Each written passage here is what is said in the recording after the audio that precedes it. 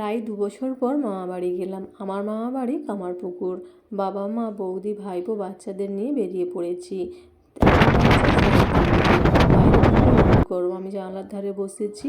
কামারপুকুর যেতে প্রায় 2 ঘন্টা সময় লাগে। তো আমরা 5টা সাড়ে 5টার দিক করে এখানে পৌঁছে গেছি। তো আমার মামার ছেলে ভাইপোকে নিয়ে দাঁড়িয়ে আছে। এটা আমার মামার জুতোর শোরুম। তো মামার সঙ্গে দেখা করা হবে আর একটু শোরুমটাও ঘুরে নেওয়া হবে, তাই জন্য সকলে মিলে চলে এসেছি। আর মামার দোকানে দেখলাম খুব সুন্দর সুন্দর ছেলেদের মেয়েদের সকলের জুতো রয়েছে। তো আপনাদেরকে দেখাচ্ছি, দেখুন কত সুন্দর সুন্দর জুতো রয়েছে। আর এখানে আমার মামা বসে আছে। তো মামার সঙ্গে দেখা করে নেওয়ার পরে বাচ্চারাও সবাই এদিক ওদিক ঘুরে দেখছিল।